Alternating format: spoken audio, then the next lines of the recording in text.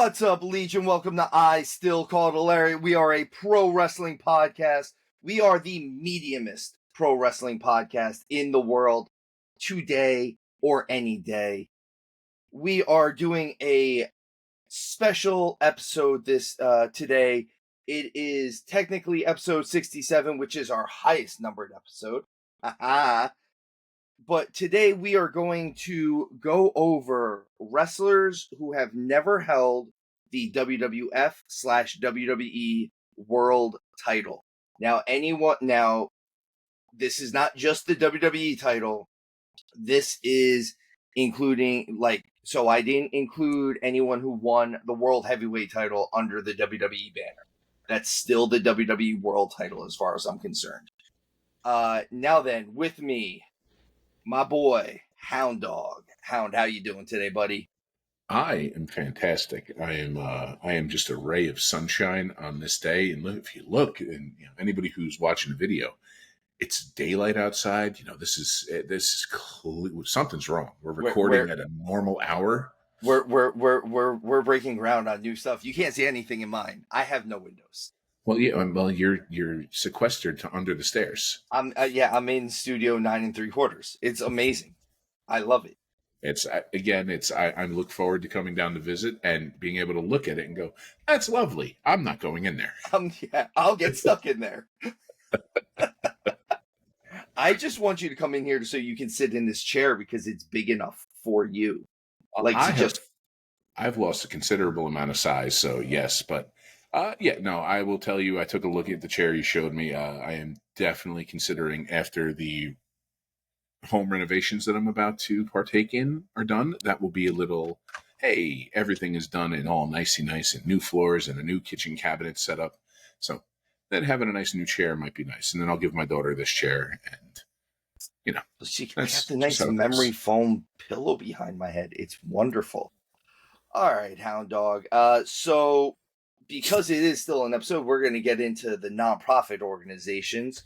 First and foremost is going to be Tap Cancer Out, a series of jiu-jitsu tournaments that helps out with Alex's Lemonade Stand, American Brain Tumor Association, Isabel Santos Foundation, Little Pink Houses of Hope, Camp Sunshine, Christopher's Haven, the Sidney Kimmel Comprehensive Cancer Center at Johns Hopkins, CureCervicalCancer.org, First Ascent, the new one, which is the Memorial Sloan Kettering Cancer Center, and of course, all of our favorites, Tom Coughlin's J Fund. It's the J Fund. I'm a big fan of what we support and we put out there. Legion, if you're listening, every one of us through 6 Degrees of Kevin Bacon has been touched by cancer in some way. And it's a shame that we haven't eradicated it yet. And I do hold out hope that we are going to find a way to do this. So any way you can, spreading the word, donating to these causes, it's a mighty, mighty thing. And I really feel that anything that you put towards that is sowing into good, fertile ground. I'm hopeful for the future. Honestly, and I am a big fan of this one, not just because I have obviously competed in it, but I like the idea that they're doing something fun. That it's an activity. You get to do stuff with it. And I'll tell you what, man, they run a good program. I went over when I competed. Everything was super organized. They had everything intact, no knowledge of where things were, when they were going to happen, had exact timing. This is a good organization.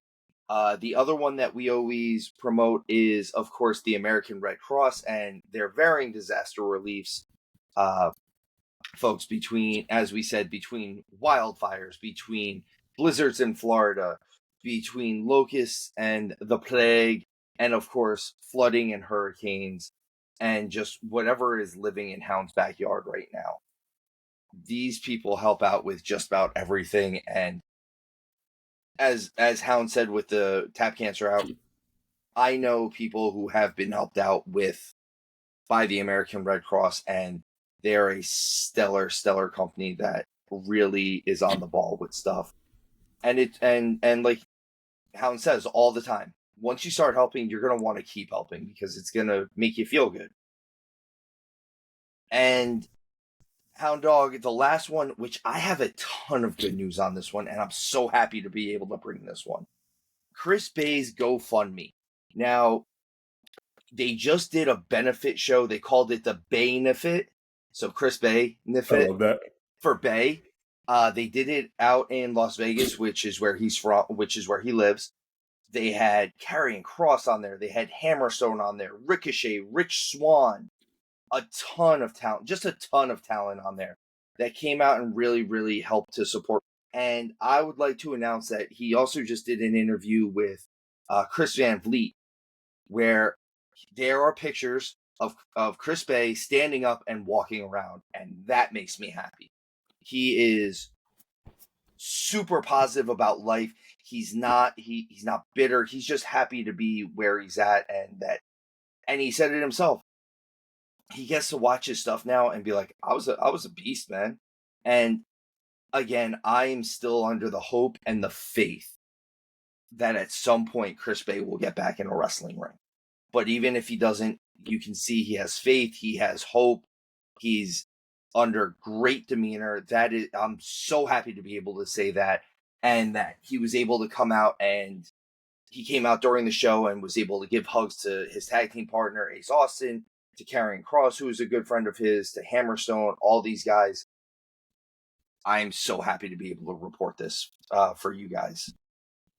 It is a beautiful thing. And while everybody can hope selfishly for him to get back in the ring, and I know he does too, remember the important takeaway from it was he was grateful to be where he's at. And that's some of the most beautiful things about life is the uncertainty. We're not promised our next heartbeat. So to me, that's kind of what makes life so beautiful. We're not promised that you don't walk outside and, just a random whatever comes out of the sky, hits you in the dome, and all of a sudden you're blind or you're out of here. It's so finding ways to remain grateful despite the storm you're facing, to, be able to look at it and be like, it's okay. I know I'm coming out the other side of this thing and I'm not even coming out wet. And I appreciate Chris Bay, and my prayers are with him, and it's good to see prayers being answered. That's what I'm saying. What a great human he is. Like, seriously. Yeah. And like, the nice thing is he's so multifaceted with his stuff that if he's never to wrestle again, he still has his music stuff he can do. He was putting out rap stuff and things like that. That's awesome. And I'm sure by saying putting out rap stuff, I sound like the whitest human ever. But like, I'm really, really happy. It's super hip, guys. It's so good.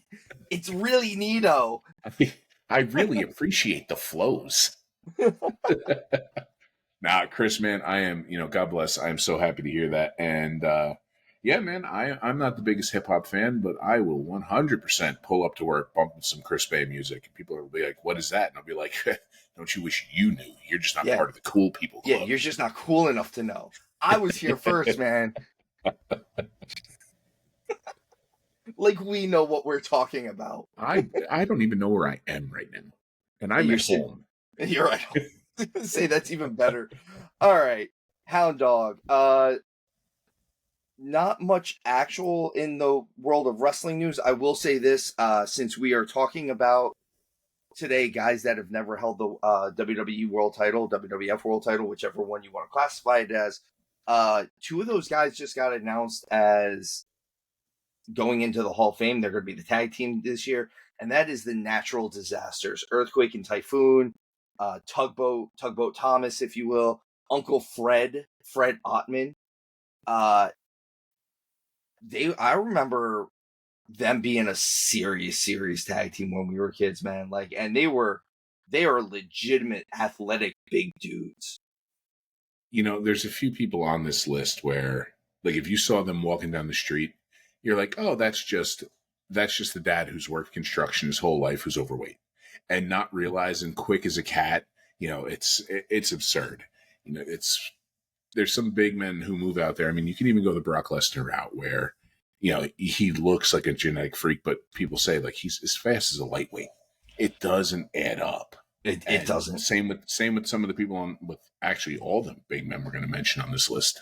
All the big men. I'm really happy with this list that that we managed to compile for this. So, Hound, let's get into this list. The first name on this list is widely regarded as probably the greatest wrestler to never hold a world title. And I truly believe that if he hadn't been taken from us so suddenly and so prematurely, he probably would have. And that is Owen Hart, the Blackheart, the Rocket.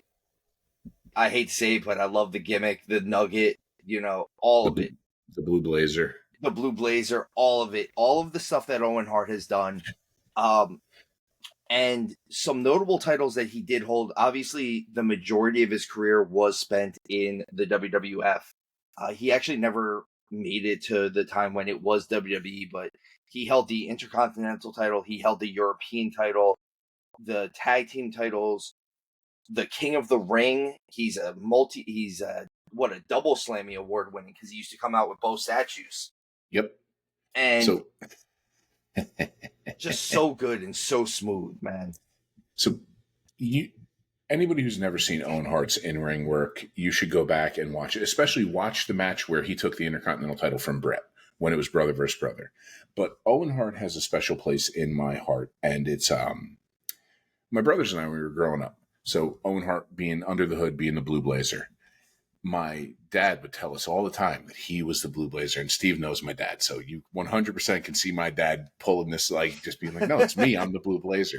Blue Blazer. They taped it last week. He took us to, I want to say it was in northern New Jersey, a show we went to. And it was back when Bad News Brown was feuding with Hulk Hogan, and Hogan had the Hulkster helmet, if you remember that, with the fist on the helmet. And so we're going back in time here. And the Blue Blazer was getting ready for a match. My dad got up and was like, hey, I'll be back. I got to go do this. And he walked about 15 rows behind us and stood and watched my brothers and I and waited. And he made sure that he went to the bathroom and covered his head with water, and like it was coming down his shirt. So when he came back, it looked like he was sweating. And he's like, well, how'd I do? So Owen Hart has a tremendous place in my heart. And and my father. I love it. I love it.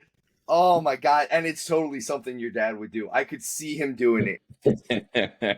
It's funny. You look back when you're growing up, you're like, oh, I can't stand my parents. And you look back and you're like, they're actually awesome. Like, it's wonderful. Yeah, like all of a sudden you're like, oh wow, some of that stuff was actually funny. Now maybe it's just because we're old and we get the joke now. Yeah, I mean, I'm a dad, so dad humor is hilarious to me, and so it's going to be it. But yeah, that's just Owen Hart will always have a special place in my heart because of that. And he was definitely taken from us too soon.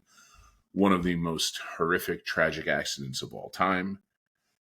But folks, if you've never seen his matches, I recommend the him versus Brett for the Intercontinental title match.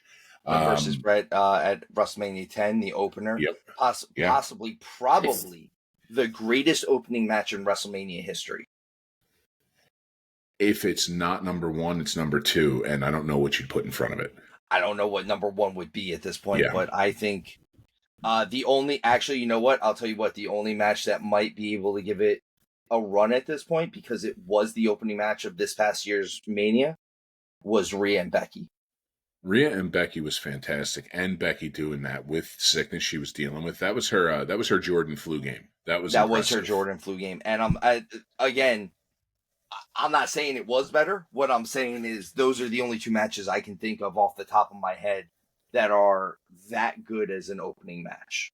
Absolutely. It's and both of them, they're very special matches. So it's but yeah, Legion, either one of those, go check both of those out. Go watch Rhea and Becky tear it apart, and watch the Hart brothers go relive their childhood, punching each other in the face in the backyard. It was so good. So good. Yeah. Hound, obviously we are both huge. I'm a huge Hart Foundation fan in general, not just the stable, but the tag team. And when Owen came in, do you remember Owen teamed with Coco Beware originally? I do remember that, actually. With the baggy pants and the suspenders. Yep. And then they forced that outfit on Jim Neidhart afterwards. I do remember that. And I mean, if you've ever seen You Can't Touch This, the MC Hammer video, they were baggy that way, but the color that was on them, like the pants looked like they got their asses whooped by an Easter basket, like they were full pastel. Like, Yeah, it was like neon blue and neon greens and like checkers all over it for no reason whatsoever. It was like the I most 1991 outfit ever. I would kill for a pair of those pants right now. And in a I professional setting, I would walk into my office and be like, "Don't be jealous." with the suspenders up. Please tell me you wear the. 100%. I'll walk in there with just a guinea tee on and that, and be like, "What? Don't worry about me. Everything's fine." I want to see it. If I can find you those pants, I demand a videotape. Like I want you to have your daughter follow you into whatever professional setting it is and just videotape it for no reason, none whatsoever. It'll be great. I'll make sure that she follows me behind the next time I have to sit in on the leadership meeting in the morning when everybody's sitting there, not awake, just terrified to speak because the owner's in there. And then I'll just come sauntering in late and being like, "What up, though?" It's you walk into court with those things on. It'd be like my cousin Vinny. The two Utes. All right, Hound. I'm gonna move on from Owen Hart. I feel like if we don't, we're not gonna get through the list because we could gush over Owen for an entire day, realistically. But I'm Yeah. gonna move on to someone who is also near and dear to Owen and has a big connection to him, and that's his brother-in-law, Davey Boy Smith, the British Bulldog. The British Bulldog, I feel like probably should have been a world champion at one point. I think he's one of those guys that he hit. I think they just happened to go the different route at just the right time to not have him be the world champion in both promotions, in WWF and WWE. I see what you're saying, and what you're saying definitely carries water. But I wanna offer an alternate perspective. Do you remember when Billy Gunn started getting pushed towards the world title, and then The Rock sank it with one promo? One promo. It Oh, Bob, my name's Billy. Yeah, it kind of came like when they were pushing him towards it. It That all kind of feels the same to me. Like it's like, could he? Yes. Does he have everything we're looking for? Yes. Are we going to do it? No. Well, and at the time, let's face it, he's a phenomenal wrestler. Hmm. Notable titles that he has held that are outside of the the WWF title. He's held the Intercontinental title he won it against Brett in possibly the best IC title match ever, Yeah. of ever. And at SummerSlam 92 in Wembley, he is the first WWF European champion in which he beat Owen in the finals in Germany, if I recall correctly. I remember it was a bunch of pre-taped Raws, and even when they showed it, it was very like grainy looking, not great quality. But that match was great, and he's a multiple-time tag team champion. He held it a couple times with Owen. He obviously held it with the Dynamite Kid. One of the guys that didn't make this list, even though it was on one of the websites that I was on, was the Dynamite Kid. Now, I did not put him on the list, and the reason why is because at the time when he was competing, no matter what promotion he was going to be in, Dynamite Kid was not going to be touted as a world heavyweight champion. It didn't matter if he went to Japan. It didn't matter if he was in NWA. It didn't matter where he was in 1985, 1986. Dynamite Kid was not going to be a world champion. Davey was the powerhouse of the crew. And I'm not going to lie to you guys, growing up, 1986 me, 4-year-old, 5-year-old me, British Bulldogs were my favorite tag team in WWF. Yeah. Their matches with the Hart Foundation, if you go back, that is the epitome of tag team wrestling. They were the guys that made Hogan tell them on house shows, "I'm not going on after you guys. So you have to be the main event because I'm not going to follow you." And he was the world champion. I mean, you just touched on something where we could have a whole other show and we could talk for hours and hours just on like our childhood tag team wrestling growing up, because you just named two right there. But don't forget, we had Strike Force. We had Strike the Force was in there at the Bushwhackers. time. Yeah, Yeah, we had Bushwhackers. the Bushwhackers. We had the LOD, the Road Warriors. We had Demolition. We had the Natural Disasters. The Nasty And Boys. it's there. It So was many. it was unbelievable, and it was we could see a return to that at any point. I just wish that they would take tag team wrestling just a bit more seriously across every division. I mean, or across every promotion, excuse me. And I mean, with teams like FTR out there, with teams like DIY out there, the Street Profits, who were incredible. You know, I'm kind of getting over the whole random single star A and random single star B who hold the titles. I mean, for crying out loud, the Usos, even though they're the most hated, the New Day. They are the most hated right now. I mean, deservedly so. You can't tell Big E, too bad you broke your neck. That was mean. Hound Dog, I remember when Davey Boy Smith came back to the WWF originally after he had been gone, and he was just massive.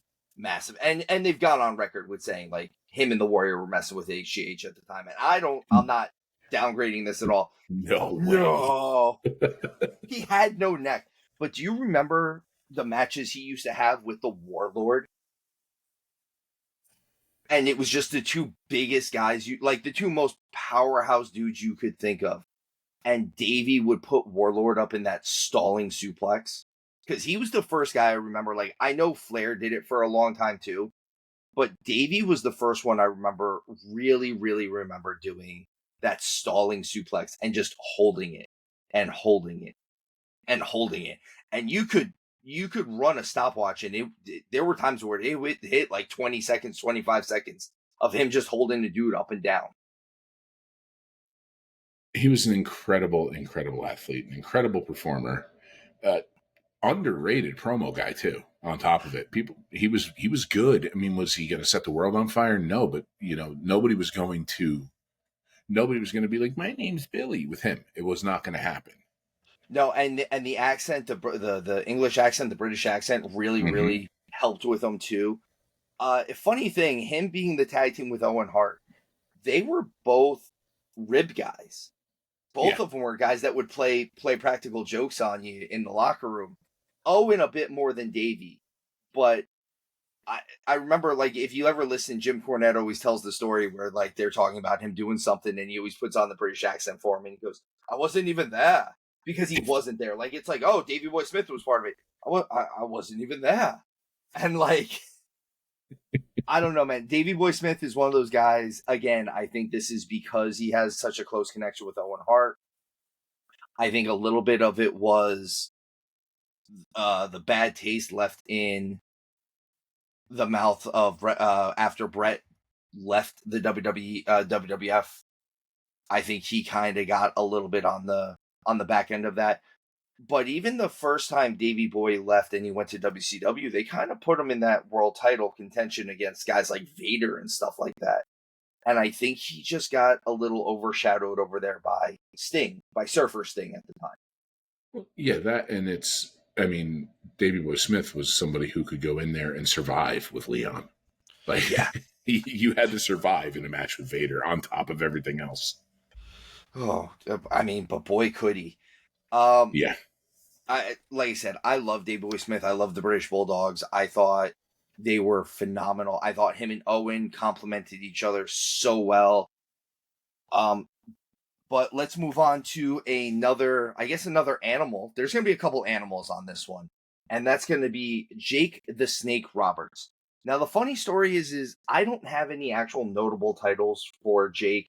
I know he held some stuff in the NWA, and the Mid-South region at one point.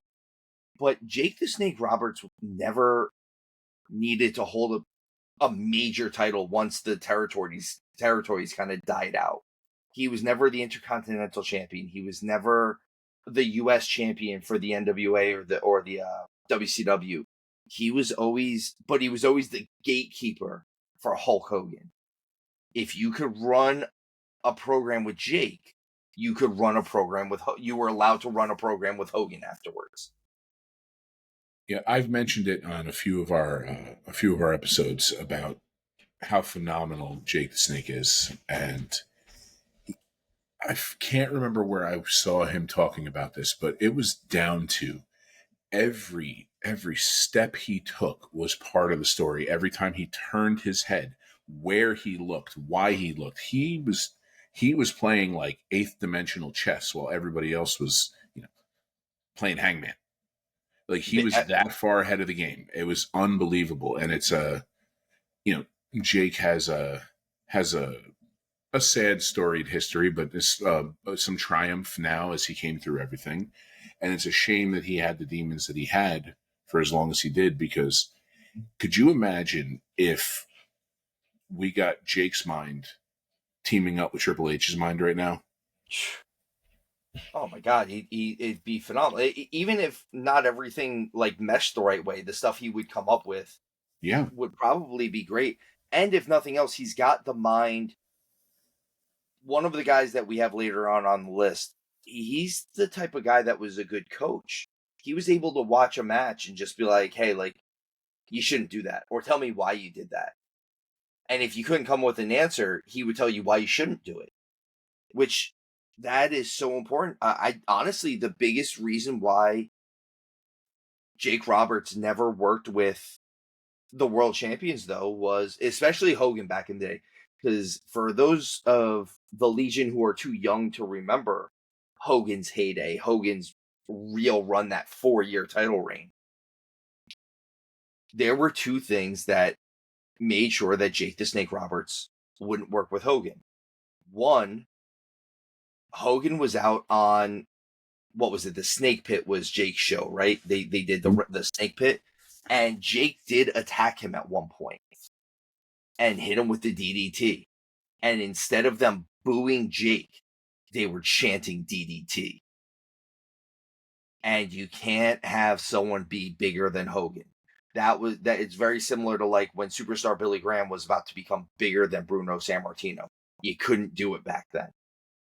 So they literally just put a pin in it almost immediately. And the other reason was Jake Roberts would do business with just about everybody. He was I will say that there's never been a story about him not wanting to do business. But Hogan back then would have wanted to have kicked out of the DDT. And Jake protected the move more than he cared more about protecting the DDT more than he cared about getting the title. And I think that's very respectable. You're exactly right. And Jake's DDT is one of those very protected moves, which I'm glad that I can't think of somebody kicking out of it off the top of my head. But it's, like Omega's One Winged Angel. You don't kick out of that. Heck, even Baron Corbin's End of Days. You don't kick out of it. You don't kick out of it. Because if you do, and this is the biggest thing for me, I'm cool with false finishes. But we're at a point now where every match has a false finish. Like, what is a finishing move at this point? That's why the surprise roll up is the most devastating move in sports entertainment. It's the least kicked out of move. Yeah. I will tell you the one person who was kicked out of Jake's DDT, and it makes perfect sense. WrestleMania 6 or 7. 7. It was the one where Piper and Brett had their classic, but Undertaker kicked out of Jake the Snake Roberts DDT. He did. I remember that. But that was on Jake's exit. That was literally Jake's last match for the company during that run. And it was Taker on the start of him being Taker. Like that was the real start of Taker's streak even. Yeah, it really was. Because wow, you're right. I completely forgot about that. And now that you say it, I remember it perfectly. And yeah, and he hit him. I think with more than one DDT. Actually, I think he hit him with the DDT out on the concrete, and then threw him in, and Taker kicked out, and that was the biggest thing ever. Was it that he kicked out, or was it that he got rolled in and he just sat up? I forget which one it was. I think it might have been both. He might have kicked out and then sat up. Maybe. It's been about a year since me and Mike did since me and Showtime did our original top 10 WrestleMania list, and that was one of those matches that didn't make the list, but because it was so good and it was either right before or right after the Brett Piper match, we both watched it and we're like, man, that was so good. I just wish it had, because it was Jake and it was Taker at the time. It just didn't have the work rate to make our list, but the psychology was through the roof. I mean, you've got arguably the two best psychological performers of all time right there. Two guys who legitimately, I can't think of two people who protected kayfabe more than those two. I'm going to put it this way. You said arguably. I don't know where the argument is. They're the two best character work in wrestling history, as far as I'm concerned, which is the psychology aspect of it. Yep. Two guys who understood everything about what they were doing. But let's go to the next guy who has a rich history with Jake the Snake Roberts, and again, another reptilian character, if you will.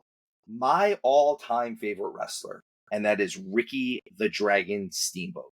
Now then, as I said, this is purely WWF/WWE World Titles. Ricky the Dragon Steamboat is a world champion. He held the NWA World Championship. He beat Ric Flair for it. He has held a lot of titles.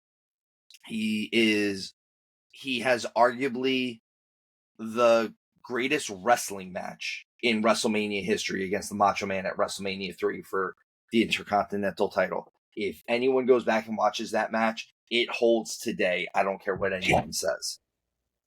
He is a former WCW US champion, a former NWA US champion, a NWA television and WCW television champion, and he has held the NWA and WCW tag team titles with multiple partners, whether it was Jay Youngblood or Dustin Rhodes, Shane Douglas. He's held those titles quite a few times, and you can make the argument that if Ricky Steamboat wasn't as good as he was, we wouldn't get Stone Cold Steve Austin at some point, because his feud with Austin over the TV and the US title, I think really, really taught Austin exactly how to work. You're 100% right. And it really was. It's like we say, we need somebody to have an opportunity to catch lightning in a bottle, or have an opportunity to step up, where you put somebody who on paper is beyond that person's skill level and see if you can go, because you're getting ready to cross over. And Austin had everything. I mean, for crying out loud, he's Stone Cold Steve Austin. He has everything. But to get to that point, he had to, go through the fire of Ricky Steamboat. And I mean, how old was he when he returned and did that? He was in his 50s during the Mania comeback for the Legends, and then he had the singles match against Jericho at Backlash the next month. He was in his 50s, and you could tell all of the other legends that were involved in that match, Piper, Snuka, all of them were like, we're here for the fun of it. And they didn't have it. You could tell Steamboat was like, if I'm getting in that ring, I'm going to do this. Yeah. I'm going to be 85% of me at this point. And 85% Ricky Steamboat is better than like 97% of the world, of the entire world. 85% in his mid-50s, Ricky Steamboat is better than virtually everyone. Yes, you are virtually correct. Everyone in the world. I wish I was 85% of 58-year-old Ricky Steamboat. Right? At any point in my career, at any point in my wrestling career, I wish I was able to pull off his arm drag once. Yeah. And the most beautiful arm drag of all time. Easily.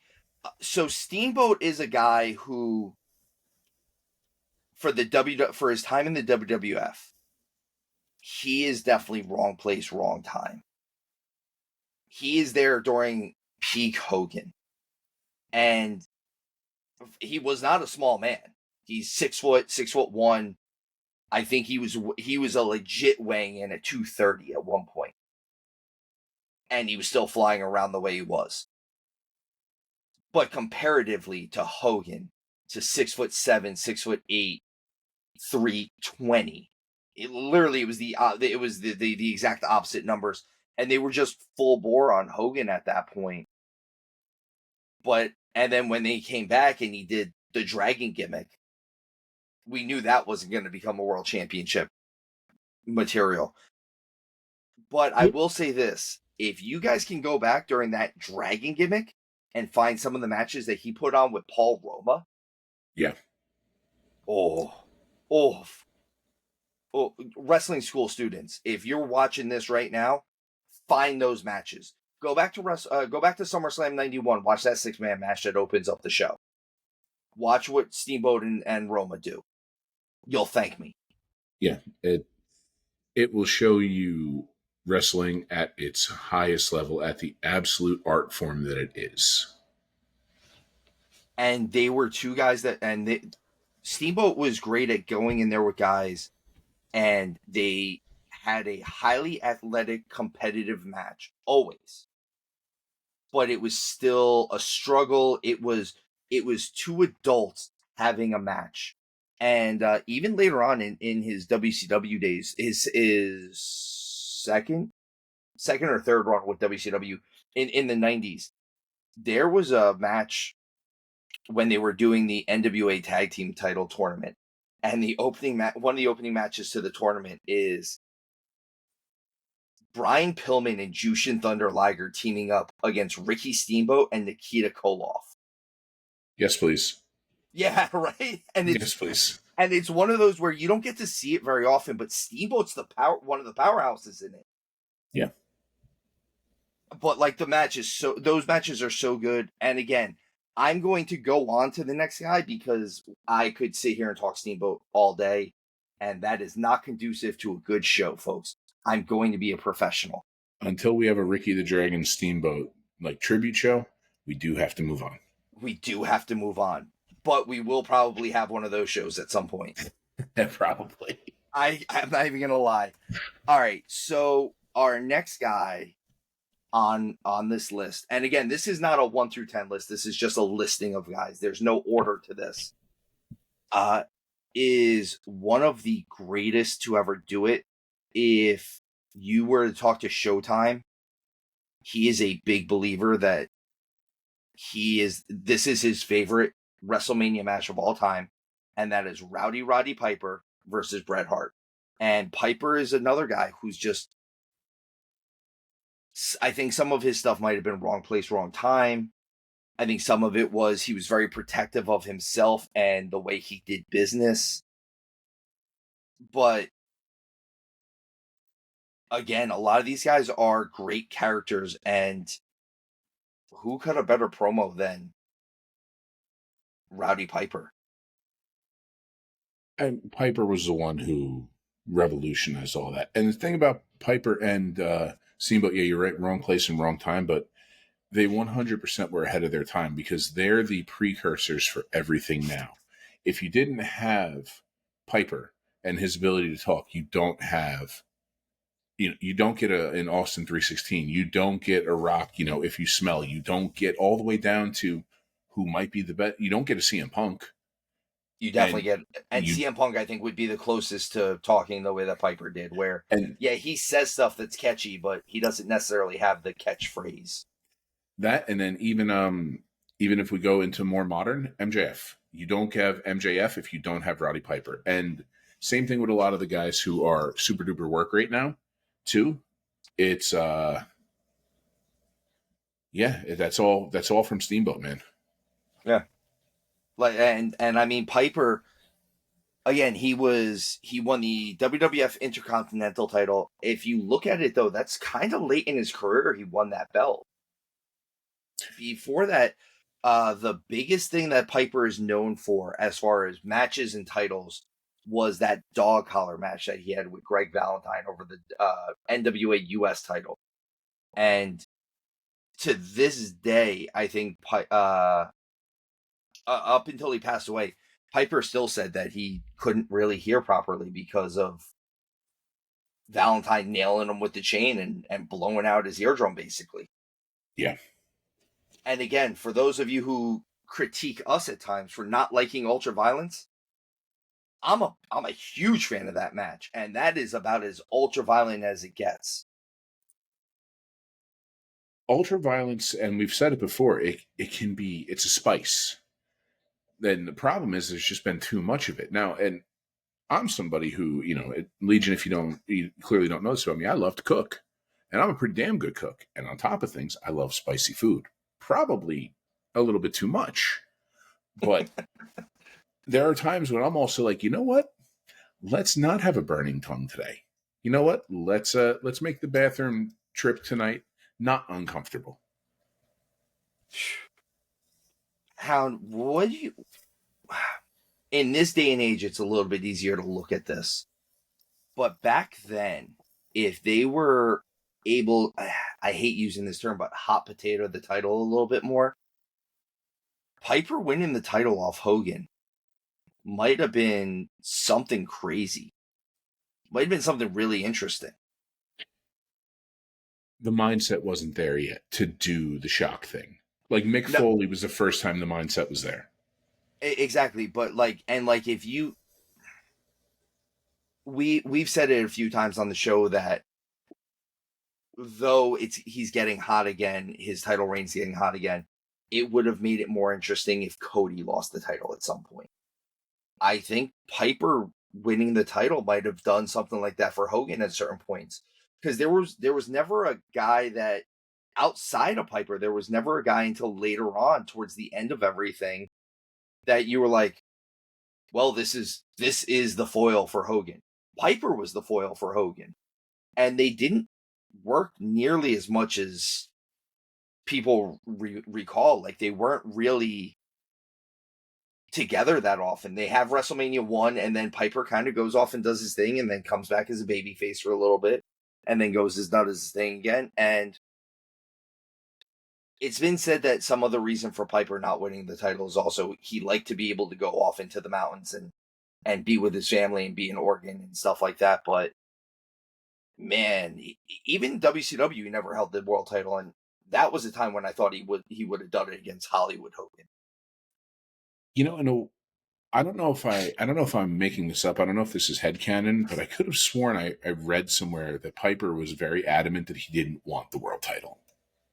He might have been, and especially back then when he was like, I'm gonna have to lose it at some point, which means someone's gonna have to beat me cleanly. And if you ever notice, up until Piper loses to Hart, he almost never loses a match cleanly, not even to Hogan. Yeah, and that's the thing. It's Piper may have not won the big one, but you're right. I challenge you to tell me 5 people who beat him cleanly. That wasn't a disqualification. That wasn't a count out. That wasn't someone who beat him by pinning his shoulders to the mat. Yeah, that or getting him to submit. Yeah. Well, that's going to be even less because Piper, even when he was retired or active retirement, was still the feistiest guy you had. Hound, I want to move on to this next guy. This is a guy who, at times, I think got a bum rap because of his demons,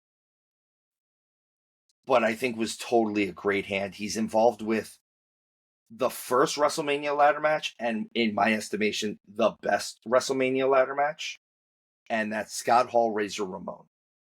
I think I think they just dismissed the idea of him being the world champion when he was still Razor Ramon too quickly. And if you had just made Razor a hair more serious, I think he is a quality world champion. Because Razor just being more serious was just the version of him being Scott Hall in WCW. It's very true. You're 100% right. And you know, he was pigeonholed. He was Does he have everything you need? Yeah, he was tall, he was good looking, he was skilled, he could talk, everything. Problem was he was surrounded by people who could go a little bit better, were a little bit bigger, were a little bit flashier. It's not that he didn't have all the things. Everybody else had all the things, just a bit shinier. I'll say this: I think the only thing that Scott Hall or Razor Ramon, either version of them, did better than anyone else was name me someone cooler than him, even now. Because I can't think of somebody. Scott Hall might be the coolest guy to ever grace a wrestling ring, at least He really after he might got be. rid of that mustache. He really might be. Notable titles he's had: he's been the WWF IC Intercontinental Champion. WCW television champion. Remember, he threw it in the title, and then Hacksaw Jim Duggan found it later. He was the Yeah. he was the WCW US champion, and of course, one half of what many consider one of the greatest modern tag teams, and that's him and Kevin Nash being the outsiders and winning the tag team titles in WCW. And he ushered in the realism of the Attitude Era, realistically. He definitely did. And, I look at things and, okay, so I don't want to use the dreaded F word about professional wrestling that, because we're not going to, it's predetermined. I wonder if in the back there are some folks who are like, understand that they don't need the world title to cement who and what they are. And sometimes being the guy who is the gatekeeper or is the stepping stone is okay. I mean, I could see Scott Hall being that guy always. He is. And when called upon, he put on a great match. Yeah, I can't think of too terribly many bad Scott Hall matches. I mean, there's definitely ones where you're like, he didn't really have stinkers, is what I'm getting at. I compare it with let's put it like Cena. Cena doesn't have too many stinker matches. He's not Punk, and he's not Bryan Danielson, and he's not some of these guys that were pure work rate wrestlers. In Hall's case, he wasn't Shawn, and he wasn't Brett, and he wasn't X-Pac, like those guys that were work rate guys. Yeah, you're definitely right there. It's excuse me. Thing with Hall, I think more than anything else is I wonder if some of his backstage antics, if they were too hesitant, that what if he pulled a Jeff Hardy showing up to that one pay-per-view, where Sting Scorpion Death dropped him and pinned him against his will. I could see that, especially back then. He was probably partying even at there. I mean, there was probably a point where he tried to stop partying as much.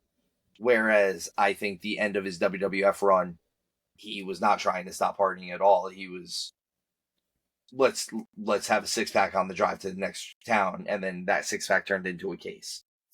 Yeah, but either way, I'm grateful for the Scott Hall memories. But yeah, he's another one who deserves to be on the list. But I wonder, it's unfortunate that so many folks on this list are people that we couldn't actually ask this question to now, because unfortunately they have passed.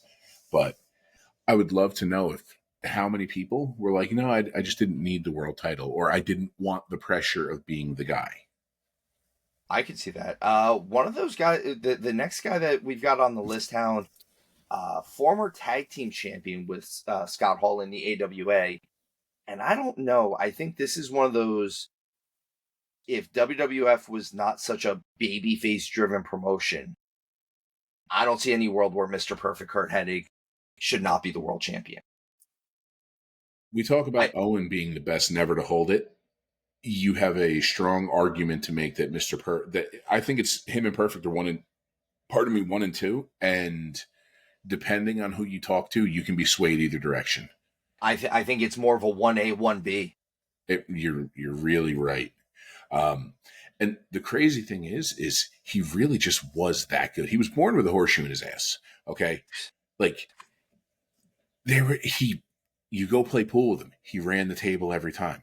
Like, I will never forget when he was doing the commentary thing and he's just looking at the camera and flips the pen in the air and just catches it perfectly right into writing. It's like, no, I've tried that. And then I launched a pen through the wall.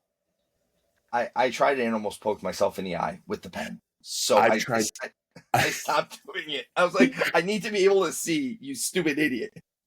How many times have you spit out your gum and gone to smack it and almost, just face planted yourself when you miss and spun around like an ass? Like, I've tried to throw a towel over my shoulder and realized I almost separated my shoulder. Yeah, right.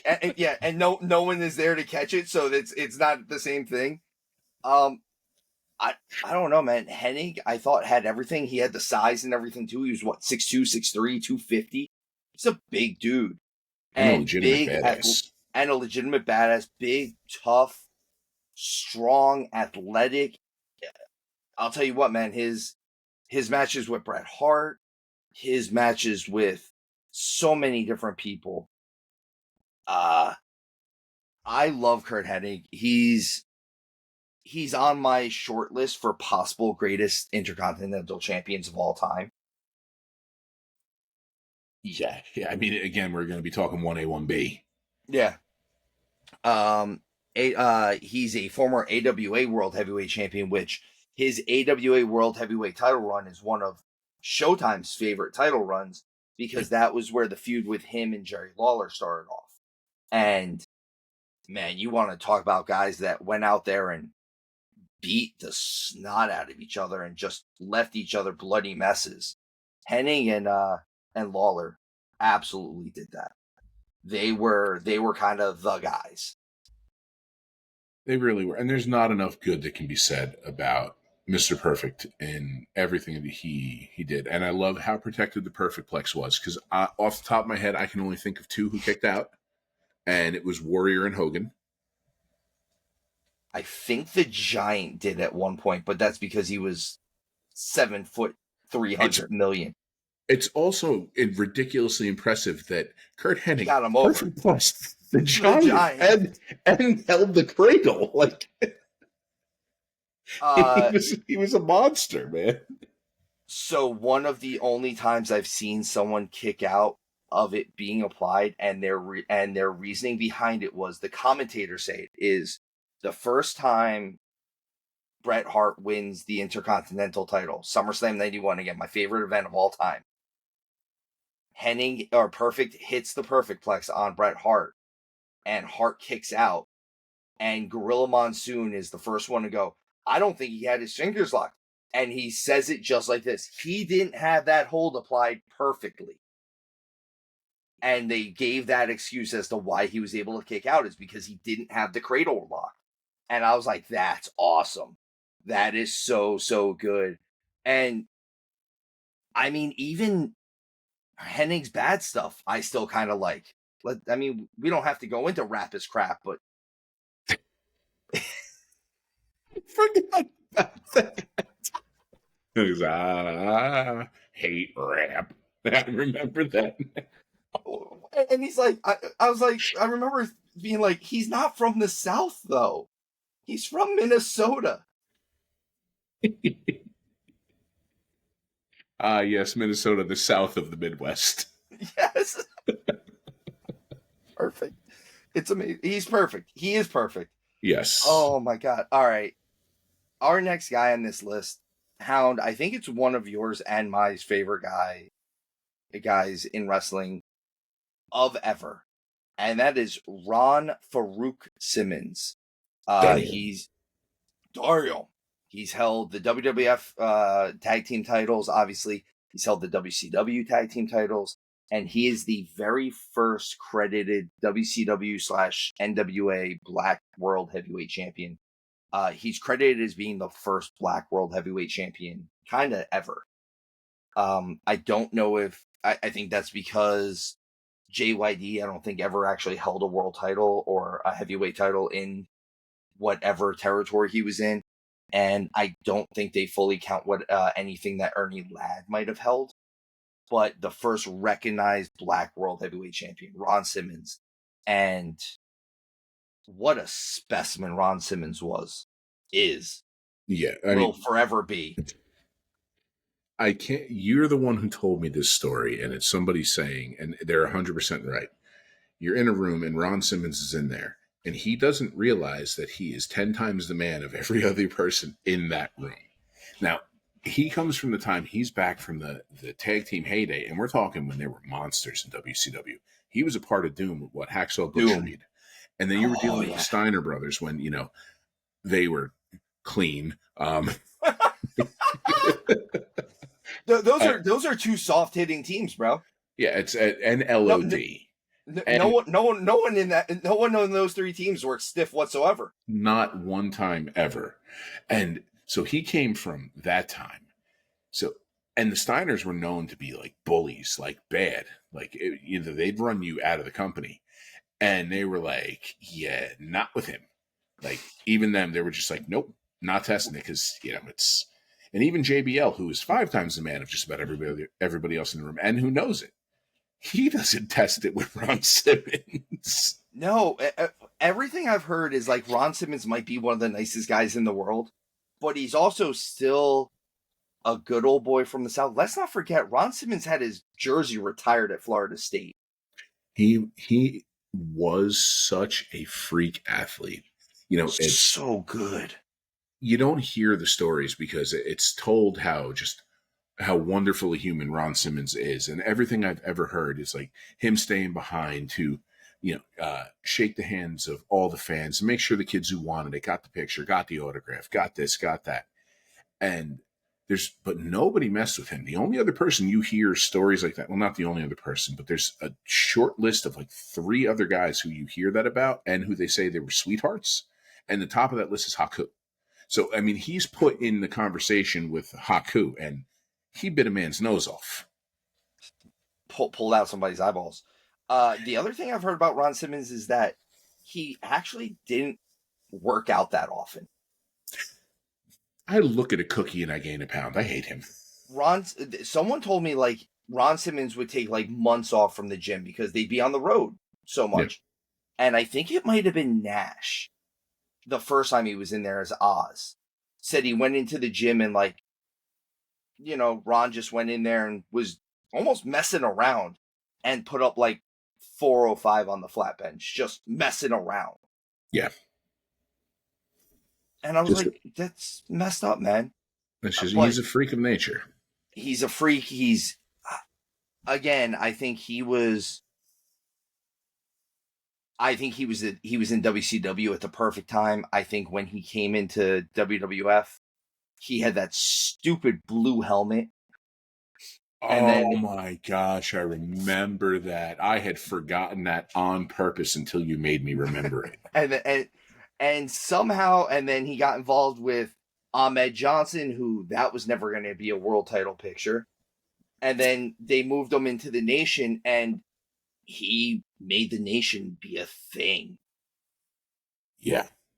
Oh my gosh, dude. Back in that time too, that was a glorious time with the Nation and DX. Oh, so good.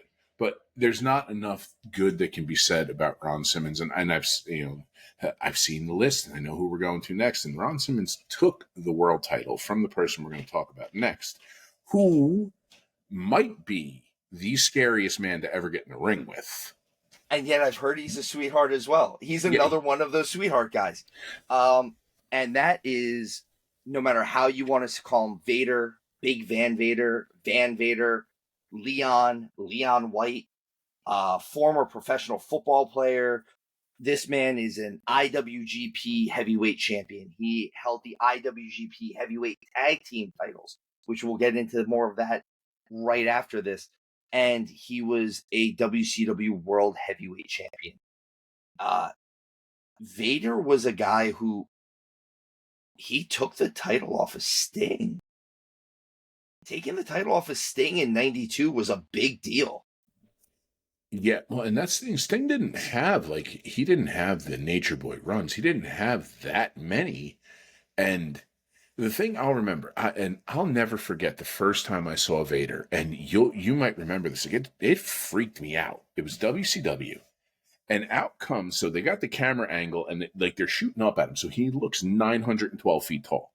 But do you remember he had that bionic shoulder pad helmet that had the mammoth thing? Yeah, and then it would and the smoke would come out, and it would lift off of him. He terrified me as a child. And then to find out, people in the back would see they were working with him for the night, and you would find grown men crying, being like, I don't want to get in there with him, because he was just going to beat you senseless, and there was nothing you could do about it. Yep. That's actually completely right. If you ever read Foley's book, Foley says there are guys in this business who have great looking worker punches and you don't feel a thing. And then there's guys who have shit punches and you feel every millimeter of their hand across your face.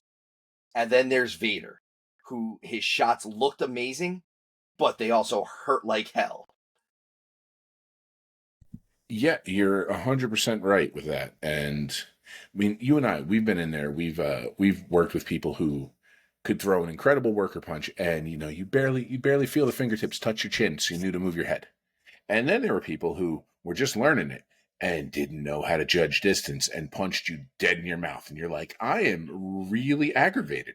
I did not sign up to get punched in the face today. I'm a little mad at you. I don't like you in this moment.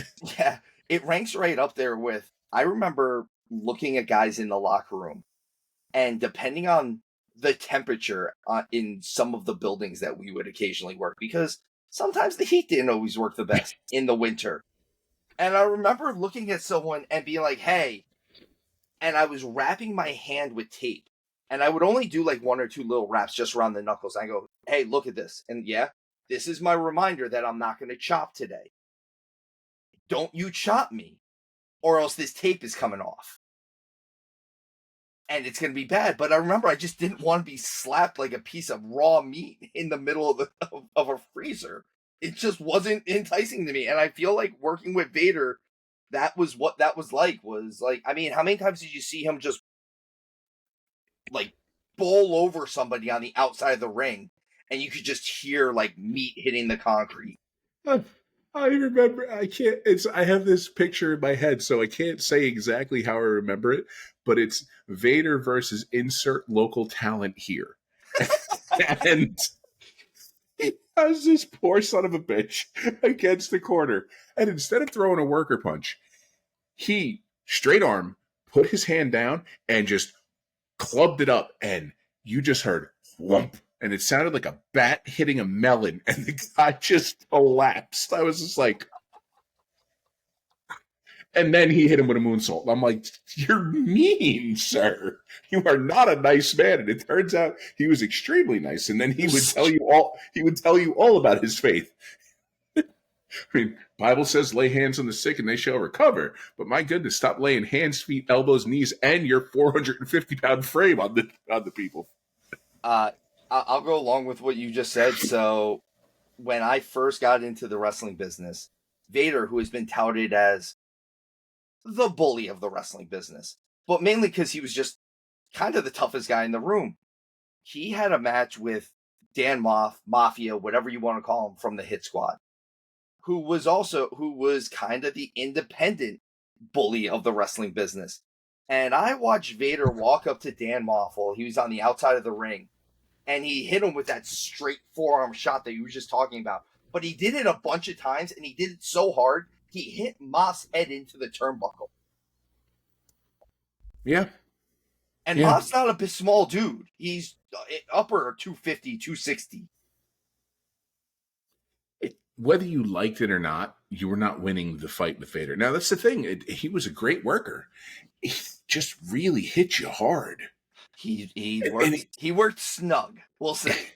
Listen, William Regal hit you hard in safe places. Vader hit you hard everywhere. That is true.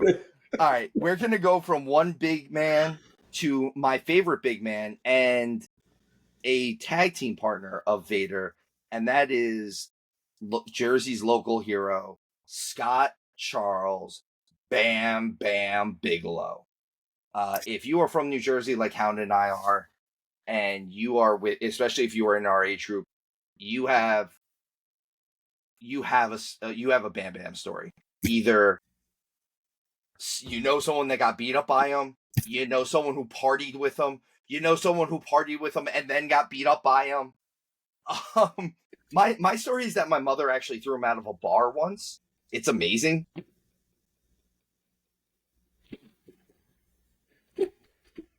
So my Bam Bam story. We were doing that show at the convention hall. And that's where our friend Ray wrestled Gilbert. And that's when Ray Apollo came, Doink the Clown. And rolling up on Harleys together are Ray Apollo and Bam Bam Bigelow. Jesus Christ. So they come rolling up together, and we're all like, whoa. And forget the wrestling thing. I spent a ton of years working in security in bars, and Bam Bam is a legend. Like, a 30-person brawl broke out, and Bam Bam cleared the 30-person brawl by himself. And it's just Yeah.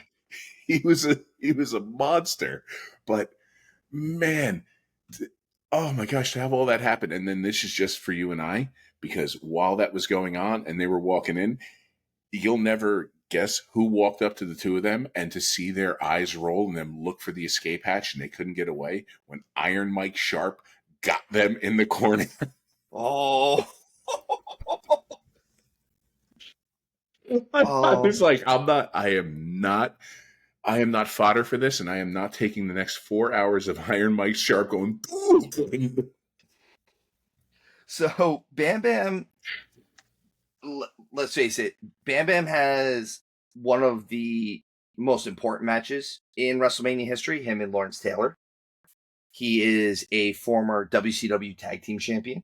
He is a former ECW Television Champion. He is a former ECW World Champion. Bam Bam Bigelow, I feel like, is infamous for constantly having these amazing moments. He's the guy that makes the event memorable. Whether it was him versus Lawrence Taylor, him and Taz going through the ring. And the other title that Bam Bam held was the IWGP Heavyweight Tag Team titles with the guy that we were just talking about, Vader. Because that's a soft tag team. You sent me a video, and it was them, and I can't remember, but just Japanese versions of Bam Bam and Vader, and the four of them in the ring together. And it was cruel and unusual, just the way that they all hit each other.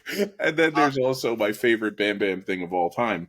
There was somebody flipped him off in the ring, and then Bam Bam hit the cartwheel because, at 400 pounds and 6'5", you should be able to cartwheel like a damn 5-year-old girl in a flower field. And then he just cartwheeled over, stood up, and hit him with the most eloquent middle finger of all time. And So I have a lot of favorite Bam Bam matches. Obviously, I love Bam Bam Bigelow. Bam Bam Bigelow is my favorite big man of all time. He does hold that distinction in my heart. But if any of the Legion wants to go out and watch a great Bam Bam match, and this will include someone else that's on this list, there's a tag team match for the IWGP Heavyweight Tag Team titles. Bam Bam and Vader are the champions. They are defending against the Steiner brothers. Perfect. When we say hey, the Hurt Business are in, so the adults are here. This is one of those situations where there were 4 men in that ring, and I'm a man of 42 years old. I'm almost 43 years old. I will tell you this. I don't care if I was standing in that ring or not. I'm not a man anymore. Those are men. I'm a child. And they can do whatever the hell they want. And they kind of did. It was crazy because Rick and Scott were hitting more power moves than Vader and Bam Bam were. And then Vader and Bam Bam are hitting the finesse moves. Monsters. So that's part of it. But that match was incredible. Oh, man. There we go. Okay. I was saying technical difficulties as well. I think we're back, though. You were frozen in a full-on, all we needed now was just to superimpose a sandwich going towards your face because you were just... Yes. I hope I can get that. I want the sandwich. All right. Hound Dog, I'm going to skip most of the rest of this list only so that we can kind of wrap this up. And we can come back and revisit another time. We can revisit. There is one guy I do want to get in on this before we go, though. And that is the last one on the list. And that is Ravishing Rick Rude. I'm a huge Rick Rude guy. I remember being a child and hating that man. Hating him. How could you do that to the Ultimate Warrior? And then later on, how could you do that to Sting? And I hated Rick Rude. And now, having spent time in the business, I realize how good he really was.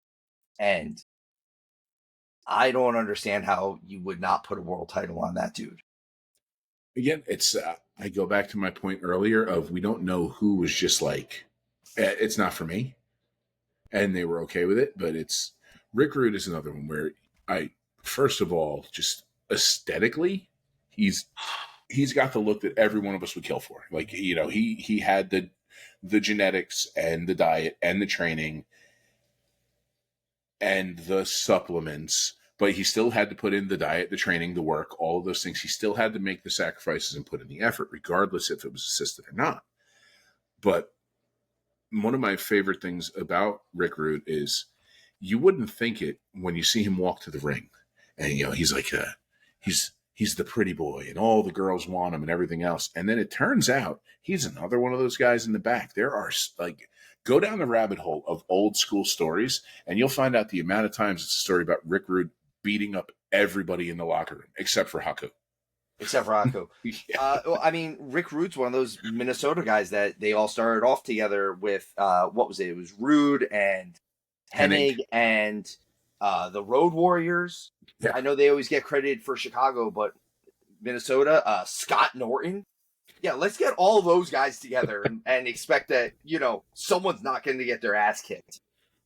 Scott Norton, one of the best power slams of all time, and my God, I would not want to get chopped by him ever.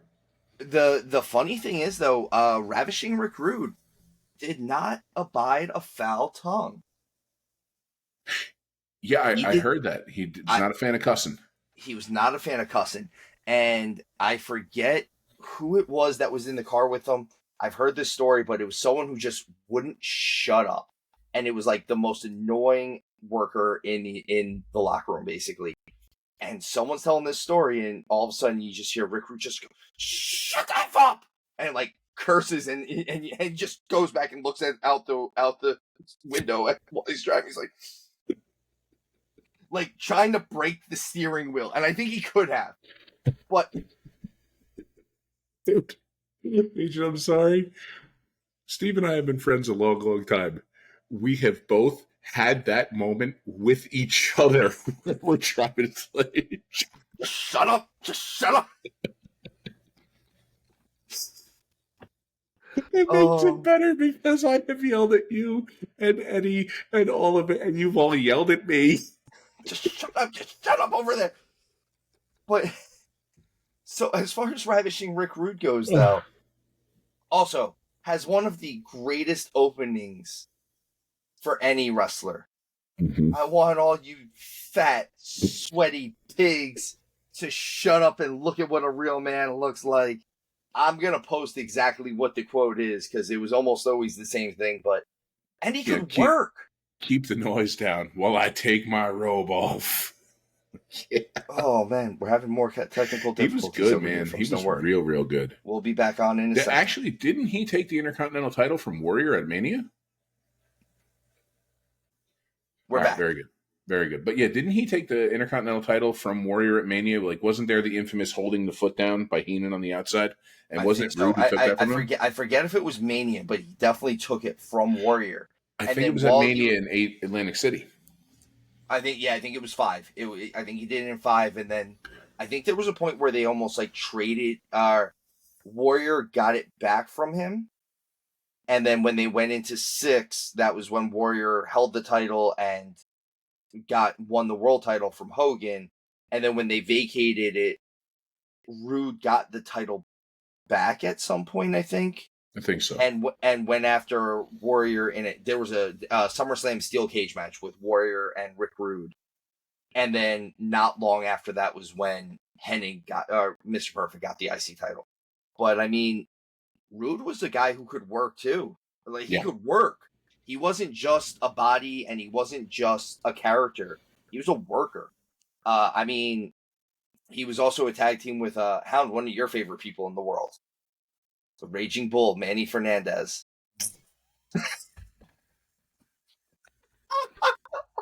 What a dick. You know what, though? I will say this. Rhett Titus turned me on to this. Manny Fernandez and Rick Rude came down to the ring together at one point to Queen, We Will Rock You. And his exact words were, "Man, it was the coolest thing I've ever seen." And by the way, when he said that to me, it wasn't like he was remembering it from 1985 when it happened. He saw it like 3 years ago and was like, we should come down to We Will Rock You, because all I remember is Rick Rude and Manny Fernandez just looking around during We Will Rock You and it being the coolest thing ever. Listen, I agree with you. And Manny Fernandez is a bit of a legend. It's just as I was starting to learn the business, because, he thought he could take liberties, he tried to break my shoulder. He's been noted as being a bit of a jerk. That might be me being nice about it. Suddenly I was wrong because, oops, I punched him in the face. Yeah, you tried to hurt me. I'm a lot bigger than you, sir, and I don't know who you are. Please don't take liberties with me. All right, Legion. This was our fun episode. We wanted to get something fun in, especially with us being in Mania season. I thought getting some of these guys in here, for guys who have never held the WWF World Title, WWE World Title, was a nice little change of pace for me and Hound. Just to have a little bit of fun with you guys.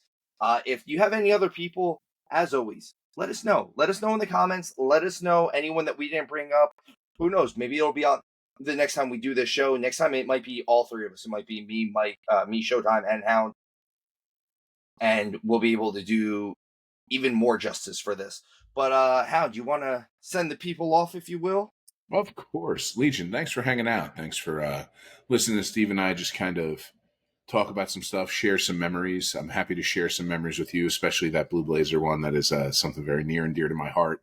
I'm really glad to know that one now, actually. You'll never look at my dad the same now. Be like, was he? He might have been.